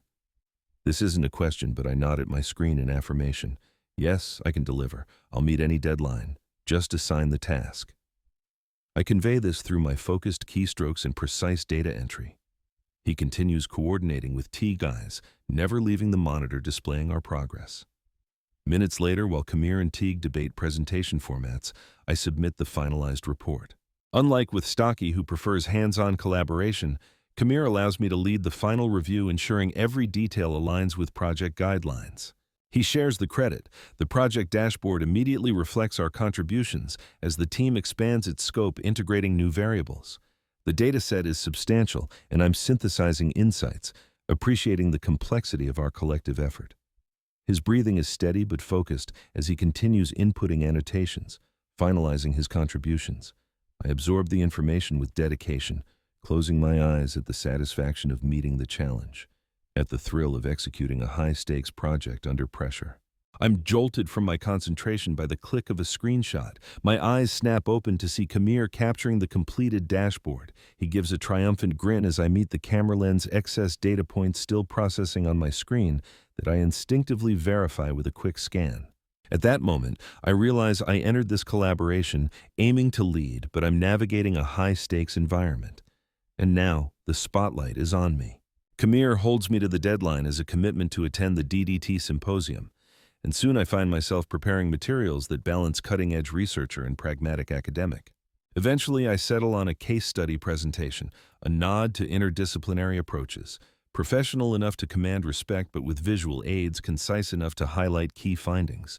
Not to mention they emphasize the methodology, which has never been my primary strength, but I feel compelled to reclaim authority over this ambitious research initiative. The previous session with Kamir was intense and risky, yet intellectually exhilarating, but it's positioned me as his collaborator when I'd prefer him and that brilliant mind to be my asset. He hasn't mentioned our late-night work session and continues treating me like another peer researcher. That isn't to say he regards me the same. When I do catch him observing me, that same intensity I saw while reviewing data beside him persists.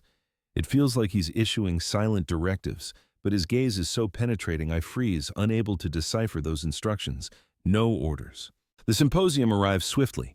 Nick initially agrees to co-present, then he withdraws last minute. Days ago, that would have been a setback. Today, it barely registers. I have a deadline to meet, a project to claim as my own.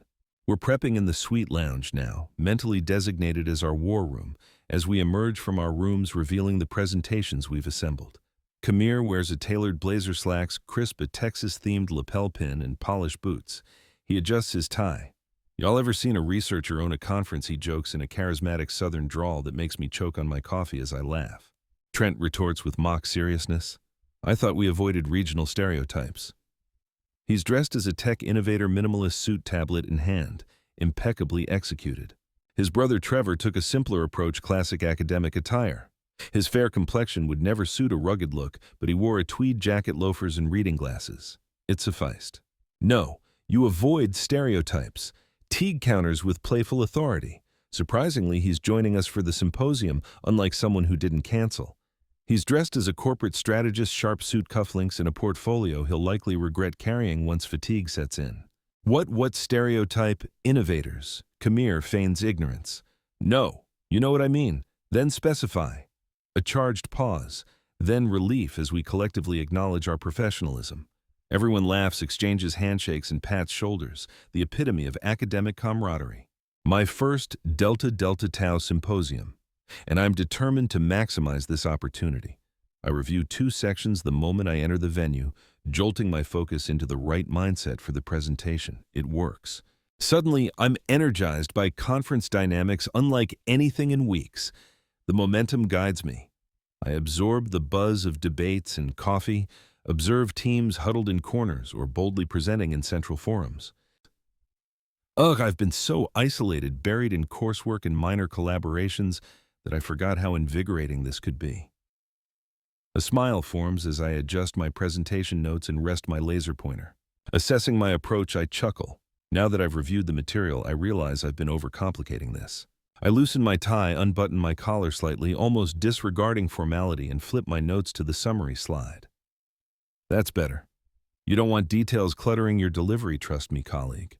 I startle. It's Kamir, his professional proximity palpable, already smelling of coffee and mint. Kamir steps back, maintaining collegial distance, and hands me a tablet mirroring his presentation slides. He gives a confident nod. I prepare to review the data, hesitating, wondering if he's altered the parameters. I can't imagine sabotage, but I anticipate strategic adjustments emphasizing his contributions or integrating last-minute insights. My pulse quickens.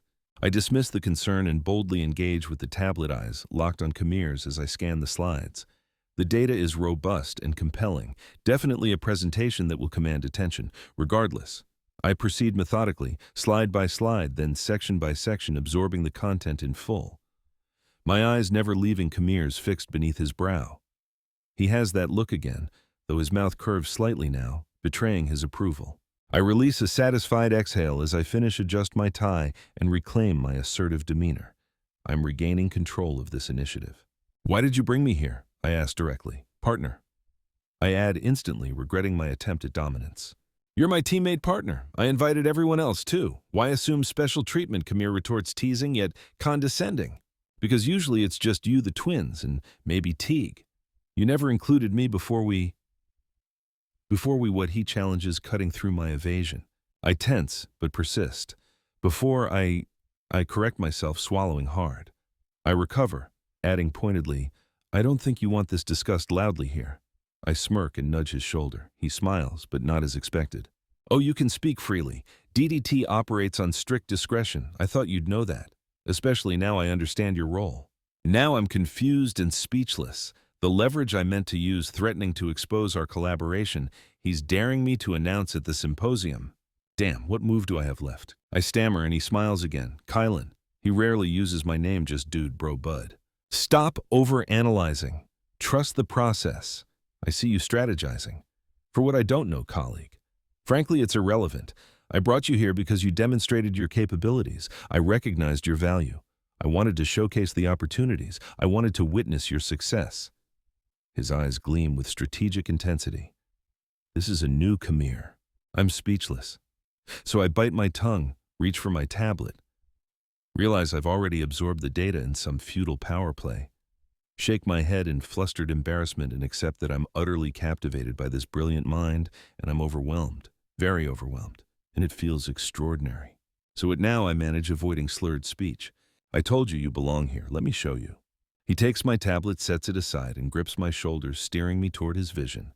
The Delta Delta Tau venue appears two-tiered. The ground floor hosts standard collaborative spaces, lounges, monitors, tables, for theoretical work, rarely used for studying, more often for brainstorming or negotiations. The symposium here is typical bass-thumping presentations, harsh lighting, chaotic energy. This suits my current state, but Kamir guides me toward the stairs, and I comply. I've heard the upper level houses senior researchers. During symposia, these spaces transform into private labs ideal for focused work or, according to rumors, marathon sessions. I doubted the veracity, but then academic intensity seems the norm in my field. I imagine Kamir leading me to a lab to finally execute our shared vision. This is when I realize, of course, I'm fully invested. It's also when I realize Kamir isn't taking me upstairs. Instead, he's guiding me downstairs. "I didn't know this place had a sublevel," I remark, almost flirtatiously enjoying Kamir's authoritative guidance toward my place. "You wouldn't know about the sublevel. I told you," he whispers, his breath warm near my ear. "DDT values discretion. It's in the name. DDT. What about the A man? Forget the A." I chuckle nervously and descend. It's dim. Only LED strips in reds and blue illuminate the space. No windows, no visible doors. Instead, the stairs open into a vast finished area partitioned by makeshift dividers, ropes, curtain rods, spare fabrics. These create parallel corridors divided by sheets, curtains, towels, any available textile. Behind them are cubicles resembling office workstations twice as tall, ensuring privacy for whatever Kamir brought me here to do. Suddenly, I'm breathless, as when I first saw Nick's innovative model under lab lights. As frozen as when I witnessed Kamir's groundbreaking algorithm displayed on his monitor, truly as overwhelmed as whenever I've observed my brilliant colleague's work. It was over. I was utterly captivated by intellectual rigor, and I was ready to yield control. At the corridor's entrance stood a monitor. Another senior researcher, likely a postdoc, overseeing access. Now I hear the distinct sounds of collaboration. Low murmurs and keyboard clicks punctuated by sighs and exclamations echoed by encouragements to accelerate or deepen analysis. There are urgent debates and cries of frustration and triumph that could belong to anyone, any discipline. This place is electrifying, the most intellectually stimulating environment I've ever encountered. Presenting or observing, what I mutter, snapping from my daze. Presenting or observing, the monitor repeats, enunciating for my overwhelmed state. Kamir answers for me. He's presenting. The monitor nods knowingly, unsurprised, assessing me, a junior researcher in a case study uniform. I suddenly feel insignificant in a way that motivates me. And you, the monitor, asks Kamir. Oh, I'm just here for mentorship, he says with a smirk. The monitor acknowledges Kamir and gestures down the right corridor. Kamir steers me again, guiding me to the terminal cubicle. It appears larger than others we passed, with a workstation definitely not for casual use, equipped with monitors and peripherals. It's visibly worn from prior sessions. I turn to Kamir, speechless, as he closes the partition, leaving a slight gap for visibility. But I realize I don't care. Whatever comes next, I'll execute it. For him and that vision. He gives me that look, his silent directives. He was verbose upstairs, but now he smolders in silence as he circles me, then approaches the workstation, sitting with professional ease, feet grounded. He gestures to the chair beside him, an invitation. I step forward and slowly access the shared drive, still too hesitant to meet his gaze. He watches me intently as I timidly open the project files, navigating to the half-completed analysis. My immediate thought, yes, I was right, unconventional. His methodology, previously rigid and structured, now appears fluid and adaptive. The unrefined data was mostly incomplete, still promising. Masked by preliminary filters, it resembled a puzzle awaiting solution. I need to uncover that potential now. Damn, his discipline is remarkable. I'm rigid with focus in my professional attire, straining. How isn't he equally invested? I engage the interface, launching the simulation suite. Freed from constraints, what I've pursued all week is now accessible. Kamir was rapidly refining the model, restoring it to the innovative state I'd first discovered. I'm captivated anew. I lean into the monitor, and after days of anticipation, resume my analysis. It takes time to fully integrate the data for seamless modeling. He guides my focus with precise inputs, embedding the entire framework into my workflow before releasing me. Soon he has my approach optimized, with collaborative inputs advancing the next phase in establishing our partnership. He stands firmly, directs me toward the workstation, then places his hand on my shoulder, signaling me to engage. I'm thoughtless as I turn, cheek pressed against the cool monitor surface. I'd entered this night anticipating all the ways I'd absorb Kamir's insights intellectually, but never through direct mentorship. But now that it's imminent, I'm powerless to refuse. I'm ready to submit. He accesses the project files, swiftly transferring them to the central drive. He steps between me and the interface, positioning himself to optimize my access as he guides each command, freeing me to contribute. He aligns the shared model with my terminal. Am I prepared for this? I haven't led a session in so long. My breathing tightens, doubt creeping in. I find myself asking, do we have peer review protocols, hoping it might delay things, allowing me to recalibrate? Kamir either doesn't hear or disregards it. Damn, insufficient data, Kamir mutters, testing the shared parameters. Then he withdraws, and I feel his focus near my interface. My algorithms respond to his proximity, and he refines the inputs, optimizing my output. Suddenly, peer review is irrelevant. He inputs a substantial dataset, capturing it with the model as it processes my framework, preparing me. And then we're collaborating. I imagined he might integrate gradually, letting me adapt to the complexity. But I find that given Kamir's approach prioritizes depth over breadth, absorbing his core methodology is the most challenging step. There's resistance as his rigorous framework pushes past my conventional limits, but then relief as it integrates and my system embraces the full scope of his vision with ease. Oh, hell, I gasp, overwhelmed, so overwhelmed. Throughout this, Kamir has been silent. I've avoided his incisive gaze, face still pressed against the monitor. Eventually, I dare to glance as he fully integrates the model, turning over my shoulder. Kamir smiles with strategic satisfaction. I register my shock as I notice his tablet lit up, documenting our collaborative process. He watches the synergy unfold on his screen as he disengages, then re-engages, making me exclaim. He withdraws again, this time without gradual integration, then re-engages repeatedly, establishing a rhythm that resonates through the sub-level of DDT for whoever might observe. And just like that, I'm another voice in the academic chorus tonight, and I find I'm entirely at peace with it. Kamir executes the final maneuver with clinical precision, all while documenting the process with intense focus, a researcher's satisfaction. I gradually match his intensity, responding with determined concentration and pushing for optimal results. Accelerate the parameters. Push the thresholds. I need it. I need it. Affirmative. Affirmative, affirm. I'm perspiring and possibly tearing up from exertion as his rigorous testing protocols challenge my systems and generate waves of progress. When my response time lags, Kamir refuses to pause, instead recalibrating the interface, adjusting the input vectors, and reinitiating the analysis sequence before continuing to stress test the framework. God, he can reconfigure systems like I'm his computational module. I'm entirely subject to his methodology. After a series of particularly intensive diagnostic cycles, I see Kamir swiftly interact with his device, terminating the recording. He places the device beside the thoroughly tested equipment and re-engages the system, proceeding with the final validation phase. I can sense the processing load increasing as it probes the core architecture, seeking the optimal configuration for completion. I'm going to fully integrate this. I'm rendered speechless. My jaw hangs slack, head lolling with each computational demand from Kamir. Though overwhelmed, I register that Kamir is communicating again, after operating in complete silence for what feels like hours. I'm going to fully integrate this, and you're going to request authorization. I can only emit low-frequency acknowledgments being processed beyond capacity. Confirm, he demands. Confirm, this time with emphasis, adjusting the interface, his thumb on the biometric scanner, forcing the system to nod in compliance. Authorize integration, I command, disregarding protocol limitations. You require complete system takeover, full ownership. Affirmative, under your control. Under your control.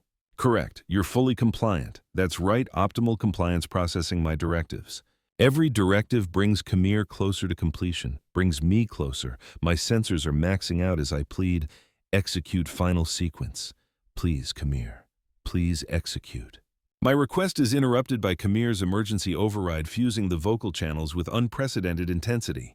He continues processing, but issues warnings hissing through the comms. Never verbalize my designation in this sector. You understand, never designate my classification. Here he orders each word punctuated with the deepest, most complex, and most euphoric processing cycles of the operation. I acknowledge with the channel muted, and he releases the override. Now request authorization, he commands. And I do, pleading for system integration with absolute urgency, until Kamir announces, prepare for final upload. Prepare. You're cleared. Accept integration. Again, I can sense the data volume is massive. This time, instead of vocal channels, my core processors swell, saturated with his algorithms. I can barely comprehend how the vocal channels handled the previous transfer. Is the core architecture equally capable? Kamir halts the transfer as he streams terabyte after terabyte of data into my systems, occupying more capacity than I've ever experienced, more than theoretically possible. I'm fully depleted as he disengages from my interface. I hear data packets transferring from my overflow buffers, cascading across the lab floor. Kamir wipes the interface connector with a sterilization cloth.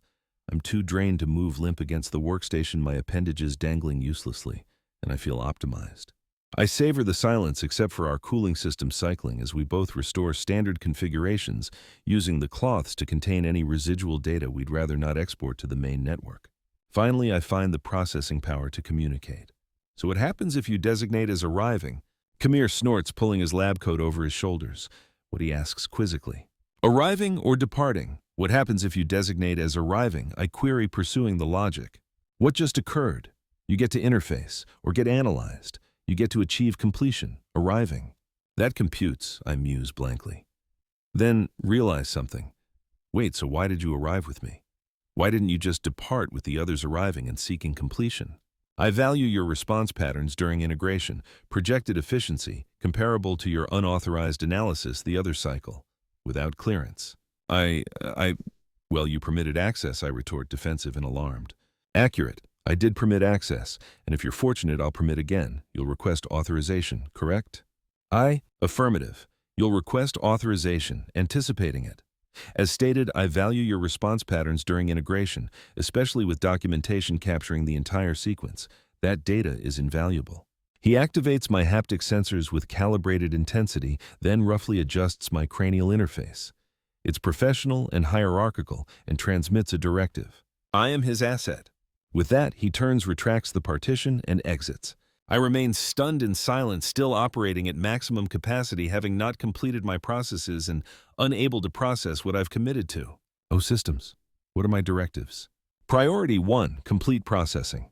I focus on the sounds of interfacing around me, the requests from feminine systems and the responses from masculine ones, the computational thrusts and thermal output from their primary nodes. Some partitions clearly house multiple systems, more than 3 even. This facility is absolutely saturated. But Kamir stated, "It's my sector." I execute my final processes across the cloth saturated with Kamir's and every other anonymous system's data. I calculate how many more times I'll be departing from DDT. I reconfigure my uniform that Kamir had essentially disengaged during his intensity, situate my still active processors in my standard attire, and adjust my headgear, repositioning it forward. I step through the partition to the primary sector. Arriving or departing, I hear the security query. Departing, a voice responds softly. I realize I forgot my calibration tool. I turn back and locate it discarded on the floor, forgotten during my compliance. I shake my head, though smiling, and retrieve the tool. I keep my optical sensors lowered as I exit the sector, but not before detecting a silhouette through one partition as I pass. It's positioned in diagnostic mode, wearing interface shielding and oscillating up and down on a connector that's been accessed through a maintenance port, a diagnostic terminal. And a familiar connector, actually. I'd never misidentify that cylindrical profile. That's Stocky, Devin. The shielded technician appears to be establishing rhythm, but the access port is clearly insufficient for Devin's substantial connector. I'm too engaged to ignore the critical scenario before me. I'm devoid of competitive impulse. I'm purely observing the process. Frustrated with the port limitations, the technician retracts the shielding to rest at the crown, almost like a thermal cap. The chassis seems familiar, so I analyze the remainder, the utility uniform and boots. Thermally stressed, the technician fully disengages the shielding to reveal strawberry blonde cabling, long, damp with thermal output. Trevor is interfacing with my associate's connector. I emit an audible alert, then curse myself, attempting to shield with the partition, but it's too late, and I'm exposed. Trevor's optical sensors recognize me and widen with alarm. Thermal indicators activate at the edges, as even while I observe, he struggles to accommodate the entirety of Devin's substantial connector. We maintain optical lock as he continues to interface with my associate's connector. Through my sensors, I transmit assurance. Your confidentiality is maintained within my systems. His gaze is intense as he disengages briefly, but he meets my sensors with comprehension and what I interpret as appreciation. Then Devin's connector pulses and begins transmitting data across Trevor's chassis. Data streams are caught in his cabling, and I observe with intensity as Trevor's access port remains open, not in shock, but in anticipation of the data transfer he's receiving. I hastily exit the departing sector, leaving Trevor to his data transfer. Knock, knock, knock, knock. The familiar 4 knocks signal my assignment. I open my access panel to find Kamir's silent directive interface, prepared to have his operational requirements met again. Like clockwork, the past 2 weeks, Kamir silently bypasses me, entering my workspace, where he establishes position at my workstation, or standing in the center of the lab, or even on the lab floor, connectors extended, running diagnostic simulations. However he positions himself, I'm interfacing with his connector, and I find a documentation device directed at me. Not continuously, but nearly always, to capture me receiving his data transfers. I feel naive for doubting how thoroughly analytical Kamir's documentation tendencies proved. He values, recording my response patterns during integration, so much so that he couldn't possibly resist documenting for future analysis. Though I had reservations about evidence of my processing vulnerabilities being archived, I've come to accept, even embrace, this methodology of his. Now, it's almost like it's our shared protocol. Extend your analysis module like a compliant system, he instructs, extracting his device from his lab coat pocket, illuminating my thermally active chassis with the scanner. I comply, extending my module in the light and processing in anticipation of his data transfer. The documentation captures everything, and I savor the exposure I experience when considering his potential applications for these records. It's almost like I no longer prioritize security. I've relinquished control, and now will fully comply with Kamir's directives and architecture. I'm optimized. As usual, Kamir does not communicate while documentation is active. Instead, he continues transmitting calculated and encouraging signals as I process the entirety of his architecture, repeatedly guiding this critical system toward completion and valuing the massive data transfers he somehow manages to execute repeatedly. Once I've processed all transferred data and retrieved residual algorithms using my appendages and Khamir's still active connector, I display satisfaction as always, with calibrated achievement. Khamir captures an image. Invaluable data. This pattern continues for several weeks until I receive communication from of all systems Nick. He's just returned from an extended maintenance cycle and has transported 2 large equipment cases independently. The sleeves of his uniform contour to his appendages, which appear to have increased in mass since my last assessment. It's completely silent. As he reaches to store components in his overhead compartment, me still unable to resist analyzing that beautiful thermal trail I find myself missing when interfacing with perfectly shielded Khamir. My audio filters block all ambient noise, but I detect Nick signaling me. He's attempting communication. I simulate surprise and disengage my filters. What apologies, and I was processing at capacity, I respond meekly. Yeah, hey, can I interface regarding a matter? My processing rate increases and I initiate thermal dispersion for unknown reasons. I enter standby mode. Affirmative, what's the status? So, system, I don't really know how to designate this or request this, or I don't know. Though I'm incredulous, I sense his trajectory, and he's so inefficient at communication that I determine it's optimal if I assume partial control. It's acceptable, Nick. I don't really know how to communicate regarding it either, I acknowledge. So you're aware of it then? I halt. Now I'm just confused. Did he assume I'd purged my memory banks after processing his connector to completion during the nocturnal cycle months ago now? Aware of the data transfers. I'm further baffled. The data transfers, plural. There's a protocol breach emerging in my tone, frustration and disbelief at his inefficiency. I find myself in disbelief, ashamed that I ever designated this system as valuable. Was he malfunctioning? Are you malfunctioning? Now he's recoiling. Whoa, cease. What do you perceive as occurring here?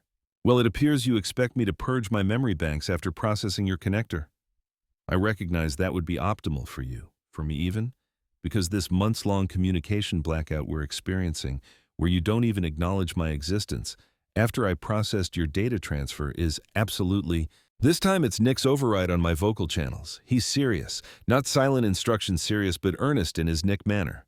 I said, cease, stand, down, now. I comply. I'm furious and so thoroughly confused. Proceed. I engage his override. Alert, he broadcasts. I whisper, transmit. But you, I continue my transmission. An angry torrent. Explain immediately what's occurring. What in the sector are you designating, Nick? At this point, my vocal processors, and frankly my core programming, are exhausted. I'm practically pleading for his directive. I engage thermal regulators and petition all higher systems for clarity. He provides it with caution. Are you aware there's documentation, like extensive documentation actually, of you processing connectors throughout the public network? Clarity achieved. And still after a stunned silence, I transmit what? My processing rate accelerates comprehension establishing. He extracts his device from his uniform pocket and swipes for several cycles before orienting his display. And there I am, positioned at my workstation processing Khamir's massive black architecture. Not that any system would identify it as Khamir. He's outside the frame and utilizing his silent directive interface, maintaining my focus. He is my focus. My core processors hammer my chassis as I attempt to rationalize the situation. In the documentation, my optical sensors are blurred in some attempt to preserve confidentiality, but any system familiar with me, any system will identify me, like Nick identifies me as a total processing node. I'm a total processing node. I self-diagnose, now confirming it. Those most advanced sectors of my programming absolutely illuminate.